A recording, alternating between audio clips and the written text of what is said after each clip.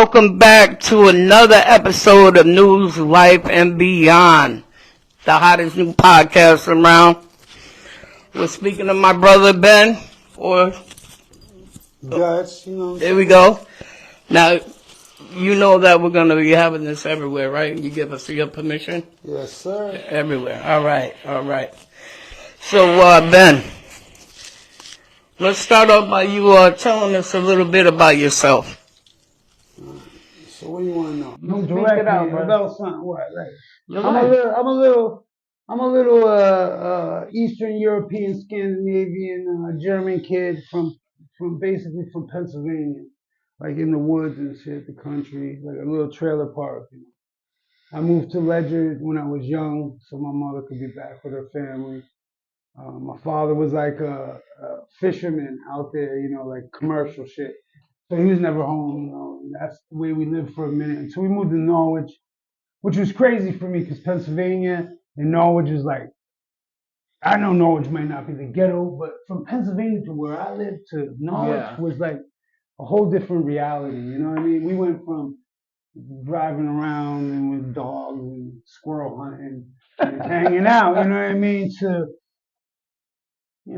different life, Crescent, Pennsylvania, actually. How far is that from Connecticut? I have no idea, like 9 hours probably. You know what I mean? But it was Carson Valley where we were living at the time, and the Carson Valley is gone. Now it's like a highway, it's, ran over. But back in the day, it was a trailer park that basically was like the dumping guard of the rich, because like in the neighborhood you had the houses, and then you had our trailer park, which was in a valley type deal. You know what I'm saying? And like they like dumped their trash down. You know what I'm saying? And then we had to travel. Nah, because we was the broke poor. You know what I mean? Right. I watched, like, not to get into it, but our neighbors used to watch us, and they did some dirty shit to us. And when I exposed them, their father killed himself in the street with his car. So was that deep? Oh, I'm telling you, I'm not gonna get into it that far because that's something else. But that was like one of my earlier things with him killing himself because I exposed something they did to me and my little brother. Very, very Disgusting. very, very Okay. traumatizing a little Yeah. bit. But you know what I'm saying? So was it. So what about what how old were you when you came to Connecticut? About 4. 4. So it was real young. Like the funny thing is, like sometimes I'd be like, was it a dream? Right. But then I look at pictures and it kind of adds up. Okay. How was school? I was always a little fat kid, so school was always rough. Hate to say it, I want to say something's gonna ruffle your feathers, but when I came out here, being a white boy wasn't good either. Being a cracker wasn't the thing to be, you know what I mean? Like, we just wasn't accepted really within my environment. Outside of my environment, you know what I'm saying? But outside my environment, I don't know. But within my environment, we were like less than. You feel me? We were like not the ones. You feel me? We were like the guys that was outcast a little bit, not looked at as with respect. Yeah, I never had trouble being a white boy. Because you're a gangster, though. I was never a gangster. Thank you. I appreciate that. You be told I was appreciate that. just a young lad coming from the country, so it was a little bit different for me. You know what I mean? All right, so school and coming here was a little bit tough. Can you talk about a little bit of the things that happened while you were in school? Like, did anybody bully you? Well, bullying is good, actually, to be real with you. To be honest with you, yes, I got bullied a lot. I felt like I was ahead of the game. Did you have to beat up like one of the kids in school to make yourself known? Beat up many of kids in school. You know what I mean? I fall all the time. That was my thing. Like, even, I'm not going to mention no names, but there was tough kids in school. And even with the first elementary school, the 2 toughest kids, I made a point to bang them out. Actually, the first toughest kid, I'm not going to say his name, good people, but I didn't really bang him out. We kind of did like a tie, if you would say, and squashed it. But yeah, I've been banging out for a long time. I still do. I mean, shit. Recently, I just bang out. Did you graduate from high school? I didn't graduate, but I got my GED in '97. Yes. Okay. Did you live at home with both parents in the house, or? Nah, my father was like a fisherman, commercial fisherman. So like he'd be out at sea for like months. Come home for a week, be drunk, fucked up. Your mom? Yeah. You know what? I thought your mom was wonderful. So a little bit more about school. Were you a popular kid, or Not very not. no? Many No. friends or no friends, or you just didn't give a shit? I mean, I didn't have no friends. I really didn't give a shit, to be honest with Okay. you. I had my two brothers, and that's all that matters. Yeah. Yep. Yep. So when did you first start getting into trouble? Well, we was always broke as fuck. Always broke as fuck. We never had shit, and I had a sneaker fetish like a motherfucker. Like I had just wanted sneakers so bad. Like that's what made me feel important. So getting money was the only way to get sneakers. Started getting in trouble with getting into sneakers, thinking, I could get them aerosols or, back in the day and shit.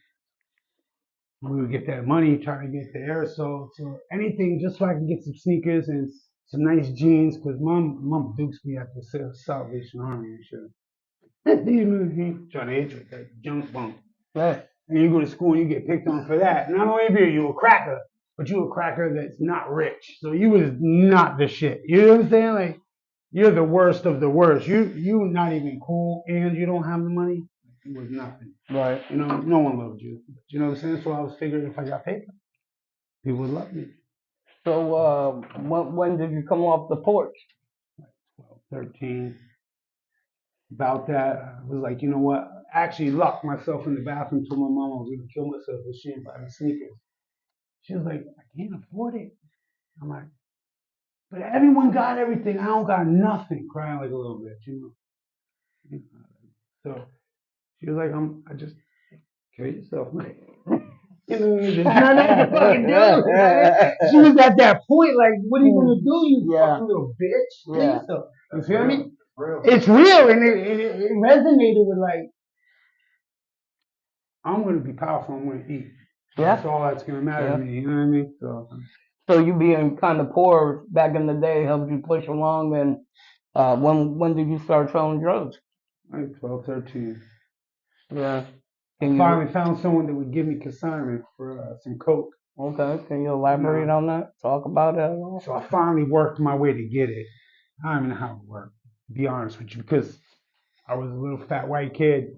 Didn't look. I think I even had a bowl cut. If you get it pulled back the picture, I might have looked like a freaking. But somehow I got it because I be working my mouth and shit. And so I got the shit. And I work in the mouth and shit. Yeah, cut that shit out. That shit. That's it. Yo, you said pause. I paused it. I didn't know what the fuck That's true life. That was that shit. You guys got me fucked So up. you started getting packs from Beep, and Yeah. Well, I didn't get a pack. I just got a little 8-pack. Can you talk about the first time you got one from them? So anyway, I get it, and I'm like, damn, I want to get rich because that's my mindset. Because I see everyone with their chains and everyone making money and driving cars, and some of the people were stealing the cars. You know who they are, but I ain't got to say their names. But anyway, I thought they were buying them.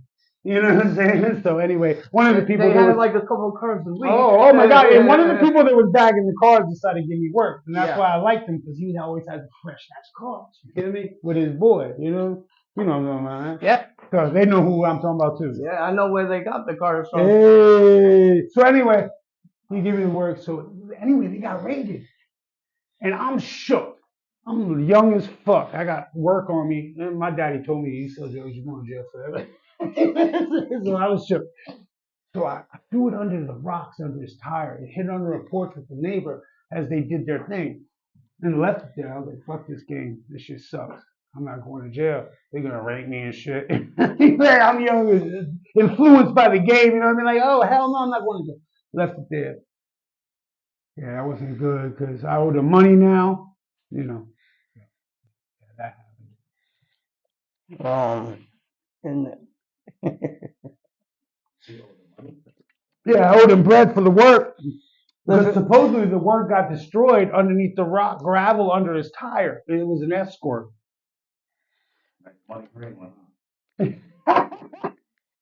I believe so. I believe so. I believe so. To be honest with you, I believe so. Yeah, yeah, I did. Do they ever come after you for money?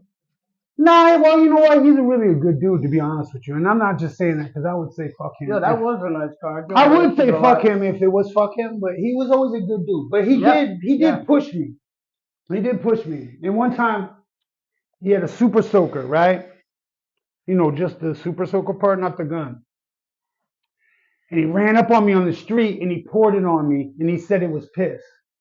But I think it was water. You know what I mean? Yeah. I think it was water. I think he was just trying to be so like a show me like, yo, you owe me. And he never fuck with me ever again. But that was like my life back then. You know what I'm saying? I was tortured.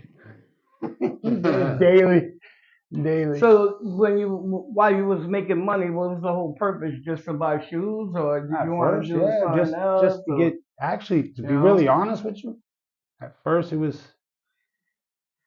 because I lived on the streets. I started being on the streets and shit. And fucking 40s were great. You know what I mean? Yeah. Getting that 40 in that blunt when you're young, when you're out on the street. You used to drink a lot of Schlitz. Yeah. Yeah, $12 a case. The old Eagle down home punches poured in Yep. it, you know what I mean? Yeah, people don't believe that I Taking any blunt you could find. Sometimes it wasn't even weed, right? You feel me? No, we would hit the spot. I would drink like Crazy horse. Like 14 years old, sloshy on Boswell. Oh man. With like a 5-pack on me. Yo, me and him used to drink a case of Bush and a bottle of Purple Passion. Yeah, 2-liter bottle. So when did you become a king? Yeah, that was a crazy situation, to be honest with you. And why did you become one? To be really honest with you, I didn't like them motherfuckers at all. And I probably shouldn't say this on camera, but I had problems with a few of them. Well, basically one. I'm not gonna say your name. You know who you are, though. You know, I had problems with them, and it's like we had beef, like not serious beef, like killing each other beef, but with like words and like it was stuff like that. And Jake was like a wild one, my younger brother Joe. So he was like a wild one, and I couldn't control his ass. Like, I always try to be like a father to him, control him, but he was like too wild. You know what I mean? So I was going through my issues with trying to survive on Lake Street with you violent criminals. Yeah. You know what I'm saying? Savages and all that shit. So, I was having my problems. And then Jake would do his own thing because I wouldn't let him be around me because I didn't want to influence him. Right. So he'd break off like, fuck you, I'm going to do me. So one day he came home with colors on his neck. Like, yo, I'm all up. And I'm like, what? You bucking? You can't do that. Like, this is an issue. This is a problem. Like, Right. and he's like, yo, well, this is what it is. So I spent a lot of time with him. that's my brother Jake, Yahoo. So I was like, fuck that. If Yahoo's down, right. so ain't I.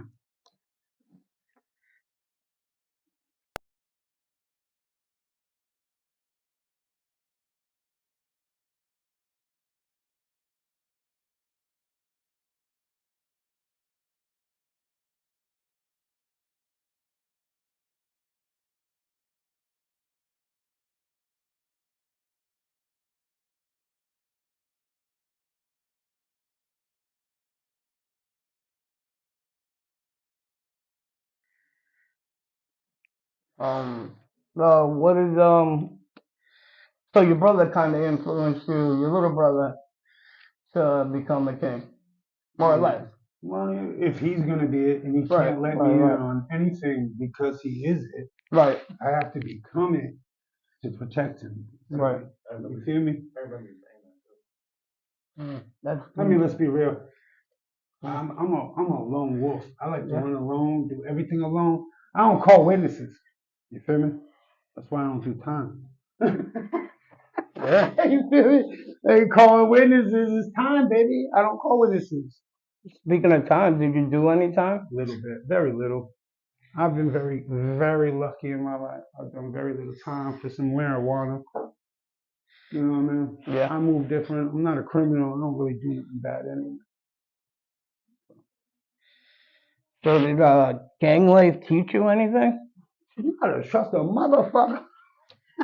One thing it taught me is like, yo, no matter what, we divide and we find something to make us stronger and more powerful. Because people want power. No matter what it is, money and power, that's what we feed for. And I don't care what you say. You can say what you want, but you're looking for power in your situation, in your relationship, in your financial hood, in any aspect of life, you're looking for power. And if you're not, God bless you. Really? Yeah, I do. I do. Find that again. Hell no. I found nothing. I found to be deprived. But I did find people that I grew with forever. I can say that. Inside of that, I found a few people that were forever. Forever people. People that I can rely on forever and have and basically been there forever. But besides that, it is not just the affiliations with me or any. I just think a big affiliation, which is it could be the police, fire department, the government. Once it's too big, it gets seedy. You feel me? It becomes something different. And when we were young and it was us, it was different. We were one. We were young. We were limited. We had something. And then when it became so big and everyone, I just seen that the world is clear to me that truly keep your circle small. Find yourself inside yourself and only the few that you can trust in life. Different personalities, different plays, and everyone wants to eat. You feel me?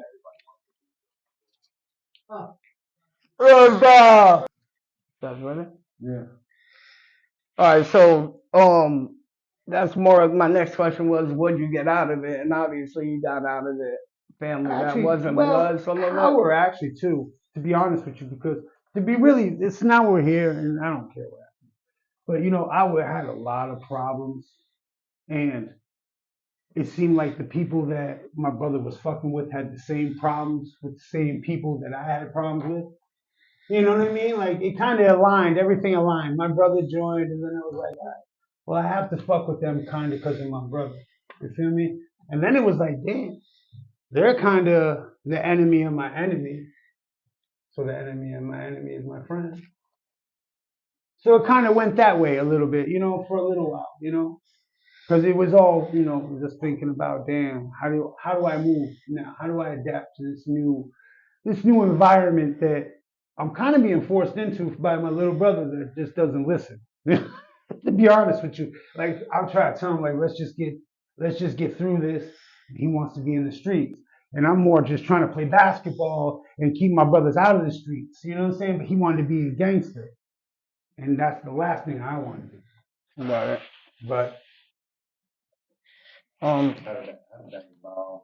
And, well, I had to be more of a gangster than him.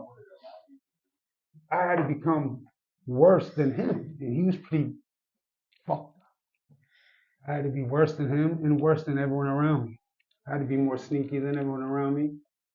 I had to play weak, but do strong plays at all points in time. I had to watch my back because no one was there for me. Even when people said they were there for me, I felt like they weren't. And I felt like I had to move silent and by myself. And if I did express something loud, it was a misdirection. And I shouldn't say that. Edit that shit. Edit that shit. That shit needs to be edited, bro. What the fuck? I just. Edit that shit. let me ask this. Once you became part of it, did you get anything out of it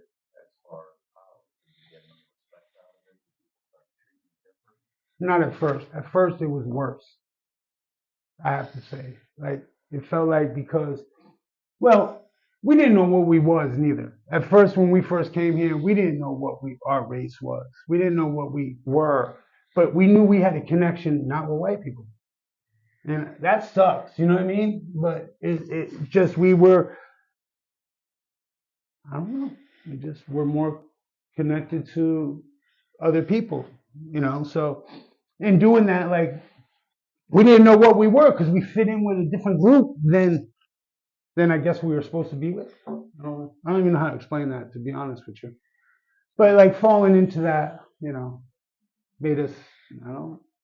I don't even know where I went. I'm a little bit fucked up. Did you find out what your race was? Yeah. Eventually, I dug. I keep digging, and I found out I was German, so I put a German bird on the back of my neck because I was like, you know something? If you can't love, nah. I found out I'm only 9% German.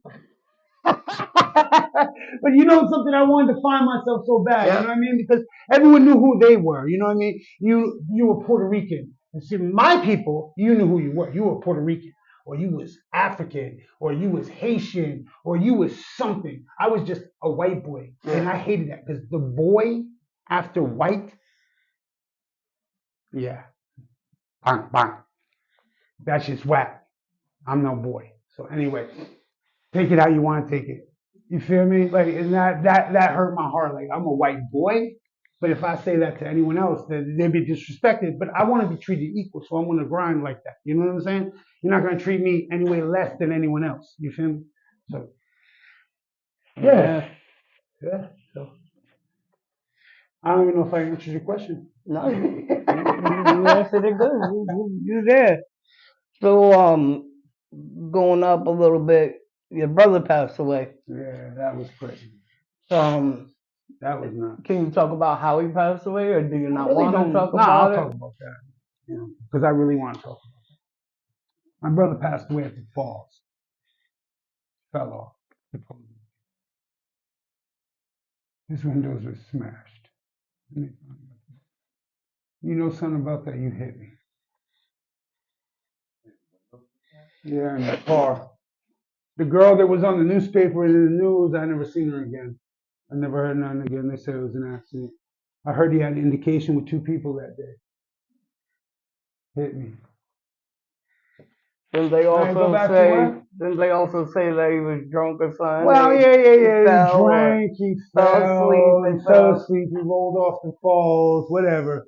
And that may be the case. That may be the case. That may have happened. You know what I'm saying? Feel me? That may have happened. Don't get me wrong. But for me, it felt like that's not what happened. That's just that. For me. I think they got an indication with someone. He was drunk. He got an indication with something, and something happened. That's what I believe. But, indication, altercation, whatever. Drunkification, a little bit too much Modelo-cation. Something happened because you know what? And it's funny though, and I don't really believe in no hyper shit. But that morning I couldn't sleep. But I felt it because that was 4th of July when we ate steak together. We got fucked up over in Sandy Lane, my baby mom's project, and she was gone. So that was a good night for like 2 days. You know what I'm saying? So, and then he just disappeared. And it felt weird, like he wouldn't pick up his phone, he wouldn't call me. So I was like, yo, we had a good ass time. Like, why is he acting weird? Jake quiet like that, so I thought maybe he was bugging. And then that one day I just couldn't sleep. I went up, checked this chick house that he was messing with. She's like, oh no, I don't know where he's been. Went to work, I got a call at like 12 o'clock, like he found his body and shit at the bottom of the falls and shit. And the falls is like a place that we used to go to and wild out as kids. I mean, young, Falls was like our swimming hole. You all know. How did you handle losing your brother? Like, what was that thought process like? Pretty good, actually, to be honest with you, because Jake was a wild one. Because you guys were close, though. Yeah, we're real close, real close. Me, Jake, and Luke were real close. You know what I mean? That's why I never really needed friends, to be honest with you. That's why I did everything around just my 2 little brothers. But besides that, yeah. That's one of my Jake was a questions wild too. motherfucker, though. You know, he was going through a lot. So at that point, I knew something was gonna happen. How about that? Like with what was going on in the situation around it, I knew something was going down. I just didn't know that was gonna happen. You know. I never lost a brother, but I would imagine that it hurt deep, like nothing else ever. You know, that's not. I can think about even losing because he was like my brother, so you know, what I'm saying that probably killed me. But what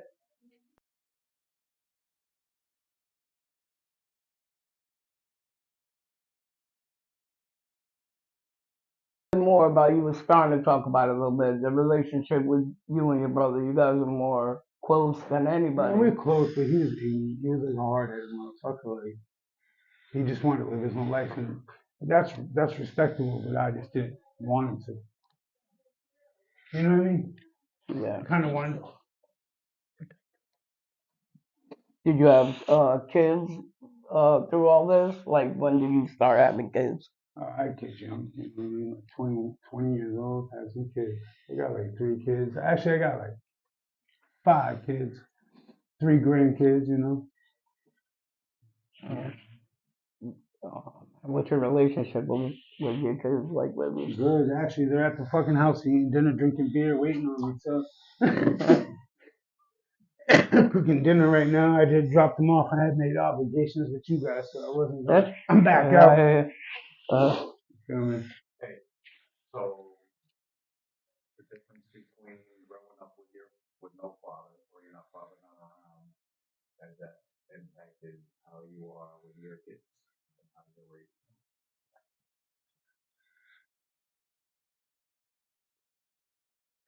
That's a good question. I think in today's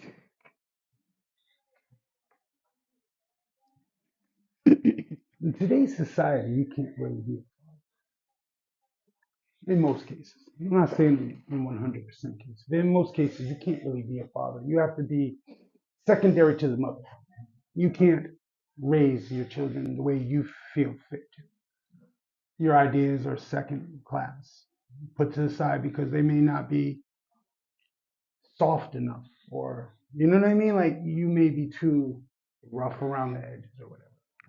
So, you know, when my father was a bad man, but he made a rough man that works his ass off and will give anything for his family and will murder somebody for his own family because he don't give a fuck about himself. He gives a fuck about the people around him. He will sacrifice. He raised a hard man, but he was a hard man. He didn't let me slack. He didn't let me push off when he was there. It's like, you deliver. But you a little bitch. Yeah. Feel me? You know, with my kids, I was soft and they're pussies. And I don't mean to say that like if they're like that, but they're weak, yo. My first son is not weak, but I put Ben through hell. Like when he got in trouble, he had to stand before me. Yeah, Ben had it hard, bro. Ben, Ben had it hard. He lived a life when I was on the streets. And I was doing, yeah, motherfucker. What do you have to do when he stood in front of you? Shit, man, if he got in trouble, he felt it. He knew the direction. He knew punishment. He knew you do right from wrong. You know what I'm saying? And mom couldn't control me. And then eventually she took him from me. But you know how that goes. Yeah. But she probably should have. That was a dick. But anyway, you know, but the second child was different because like, there was more government control. Like I didn't have no control. She submitted to the government and the government control, the government funding and the government pills and all that, in which exiled me kind of from the home, you know, where he didn't have a fatherly role no more. Now it was pills and cushion and bubbly wrap. And now he's struggling. And he's a hard man because he's a Schultz and he's going to come out of it because we're going to do it. But you know what I'm saying? Like, as time goes on, it's like, I should have been harder with him, but I couldn't. I was not able to raise him to be a strong male. And then my third child, he just straight up disrespectful. His mom, he didn't feel none of my pain. I was just like, yo, you know what? Go ahead. You know what I mean? So now he a little spoiled brat. I love all my kids. They're all this shit. Don't get me wrong. They're all very intelligent, very smart children. Actually, I think they're geniuses in their own way, and they're very brave. Trust me, and they got the fire. But at the same time, I just never was able to really raise them the way I wanted to. So with me being the father, yes, I wanted to be that father like my father, but I didn't want to be a drug addict that worked his whole life away, came home, and, fuck you, bitch. Basically, I worked all my life to give you every dollar. Now I'm gonna watch news, and you're gonna shut the fuck up. And I felt it kind of now.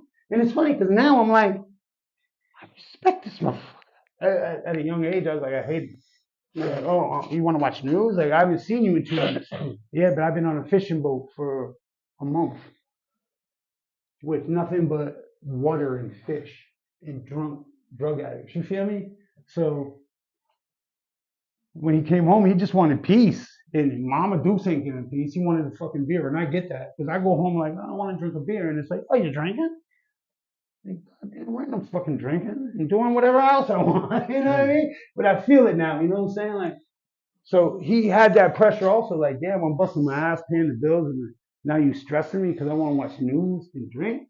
Yeah, take these fucking kids out the house. And I respect that now. I mean, and it might look evil or whatever, but yo, that made life so much easier when we had that structure. You know what I'm saying? That foundation, which is law. I remember when my grandfather would come home from work, nobody could eat until he ate. Nah, he wouldn't do that. You couldn't even sit at the table with him. Oh, my grandfather was different. Yeah, that's a whole different my world. grandfather. Yeah, that's like, and you couldn't drink at the kitchen table neither. You had to eat your food before you could even have it. And you probably ate squirrel. With my grandfather, you ate squirrel, bro. I don't give a fuck. I walked into the basement, saw the squirrel hanging. Trust me, that's something you'll never forget, especially at a young age. You know what I mean? And they be cutting the pork face. They cut the pig's head right. They chop it up. It stinks so bad when they cut that stomach open. I got used to it. They cut that shit open. So would you say you had a good or a bad relationship with your father, or no? Kind of really. When he was sober, he was good. He was a dick. When he was fucked up, I've knocked him downstairs. I hit him with baseball bats. I broke his ribs. When he was fucked up, not when he was sober. Like, and I'm not talking like had a few beers. I'm talking about twisted, where he's talking to the devil and shit in the middle of the living room. I'm talking about Vietnam and shit. Vietnam, I killed kids. You know that kind of crazy shit. Yeah. Worship the devil type shit. And he would chase us around the house and try to beat us. And I would have to defend the family, bro. Yeah. One time he came running towards the car, opened the car door like perfect time, bro. I swear to God, it was so perfect. I opened the car door, hit him in the foot. He stepped back, ate the wall. It was at Country Club Road in Groton. He burned that house down. We lost everything that day. Moved into fucking motels for a year. Living in motels, yeah. That's what makes us, you know what I'm saying? The Satan ones. White devils, baby. What are we going to do? We got to climb or die. And we're going to climb. So, what would you say is your worst regret in life? No regret. Well, with what I had and what I got, I made it. I'm not balling. I don't have much. But let me tell you something. I got mad respect, support. I got bread. I got everything. Not in abundance, but that's coming. That's coming serious. 369. Abundance. Living the crown, baby. What was your biggest thing you learned in the street? Shut the fuck up, which I'm not doing here.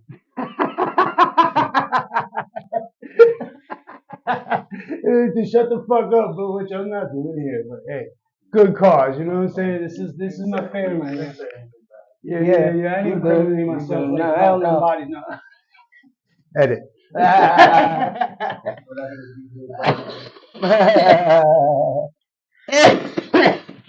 This is rougher than I thought, actually, to be honest with you. Yeah. These questions kind of fucking rattled me. I've been in like numb for so long. You know? seems like with these type of interviews, it's kind of like a therapy session. If you really think about it. It is. It is. However, it's better than a therapy session. In love. Yeah. Yeah. Trust, versus talking to a complete stranger. But I'm trusting you with the edit. Don't make me look stupid. You make me look good. Make me look good, motherfucker. Make me look good. Somebody is judging you. Yeah, or yeah, doesn't yeah. really know what Yeah. Don't try to pull a Trump on me. Like give a Trump video where it's all fucking edited to make me look like shit. Because I know he's not that bad. I know he's not. I know he's not. So, what made you change your life around? What? Change? I ain't changed shit. I'm the same motherfucker I ever been. I'm trying to survive, live. I've never been a gangster. I've never been a thug. I've never been somebody trying to be somebody I'm not. I've been always this human being that's trying to struggle and survive in my environment and get better so I can shine a little bit. Just floss, just a little bit. Make motherfuckers jealous, just a little bit. But besides that, eat, get fat, get drunk, smoke weed. Well, I think it means more of, now you're doing things more, on Well, legal. responsible legal way versus. Well, yeah, I don't do nothing illegal. I don't do nothing illegal, but the streets have taught me this: that life is still a hustle. It's still a drug deal. It's still a lick.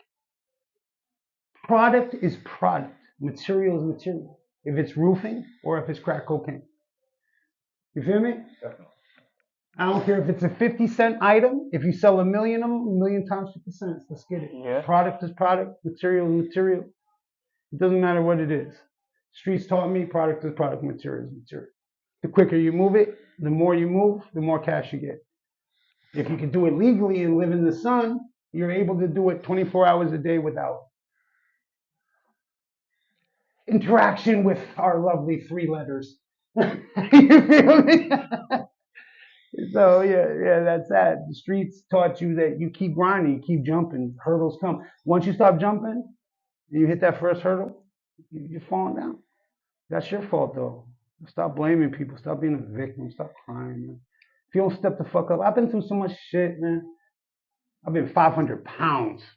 I've been sick, dying. Said I wasn't gonna be nothing. I've been beat up, jumped, tortured, tied up. I'm right here, baby. Ain't nothing holding me ever down. Until the day I die, which when I die, if anyone come at me, I swear you're coming with me. We going together, baby. But if not, and I go in my sleep, which the galaxy probably wants me to go in my sleep because that's probably best for them and me. Just to go to rest, But I got 20, 30 years, so I'm going to get it 20, 30 years. How old are you? You got longer than that. What? I'm 48. Yeah. 30 years, Oh, yeah, bro. yeah, You got 30 years. Yeah. You got 30 years to get it. Yeah. 30 years if you're lucky. Right now, I think I got 40. 30 years is like 5 years. Yeah, like in real life. I got 30 years to get it, get life good, have the best life I can without distractions, like no more women. Yeah. Women are a bill. Women are a bill. Remember that. Can we talk about your mom now? Your relationship cool. with her? I mean, like my mom is cool. Like she's the best thing. You have a great mother. Yeah, no, she's the best thing that ever happened. But she's getting home. We're all going there, brother. We're all getting old. I just love my dad. It's getting scary with her. You know what I mean? She's getting her. Besides that, man, she's old. So before we get out of here, is there anything you'd like to say? Yeah, fuck all of you. Other than that, I'm gonna keep climbing, man. You keep signing. if there was one thing you could tell everybody and drop some knowledge on them, what would it be? Believe in yourself. Work on yourself at least for an hour a day. Fuck everything. If there's one thing in this world, it's self. I work on self. You only have yourself. If you don't have yourself, you have nothing. If you have yourself, you have everything. You have every opportunity with self. You have nothing without. Make it happen. Or don't. But hey, and if you don't make it happen, that's easier for me. So no more people that don't make it happen. Percentage. So we're gonna get the hell out of here. We're about done with you. Right, We appreciate you. We love you. Thanks for doing this for us. Yeah. You know? Plug in or anything? Yeah. Dutch's delivery's coming to you real close. You know what I'm saying? What We got about that that white gorilla. We got that white gorilla. We're gonna have that Savage Ape coming at you. The new Savage Ape is gonna be real dope. That's something new. So yeah. Where to get that white gorilla? You get that white gorilla at whitegorilla369 gmail.com. I think on Instagram. I really don't know. I haven't hit the page because I'm revamping and stuff. But look for it. White Gorilla, Instagram, Dutch Schultz, Facebook. Yeah, that's about it. We can keep the people in touch, let them know Yeah, what's yeah, going yeah. on. I'm not with really them. tech savvy, so like, Me it's not neither. like that. I'm an old Thank man God for and shit. Steve. Yeah, if it wasn't for him, we wouldn't even be Nah, here. I wouldn't even know how to work the camera. Yeah, we But, got the cutest guy on the camera. Well, yeah, thanks everybody. You know, much love. News, Life, definitely. and Beyond. Check us out everywhere. We're everywhere. I'm gonna keep coming everywhere. Remember what I tell everybody. If you wake up, it's a good fucking day. No complaints, no aggravation, just love. Everybody have a good one. News, Life, and Beyond. You're lucky I got drunk for this, or this wouldn't have happened. You realize that, right? I did you guys a favor. deeper, yeah. You guys realize I got drunk just so I could come out a little bit for you, right? Because I was Yeah, like, yeah. I'm not gonna come out for these fools. I want to Nah, do we shut up. appreciate you. But anything, if I go to jail, I want bond money, anything. I don't remember what I said.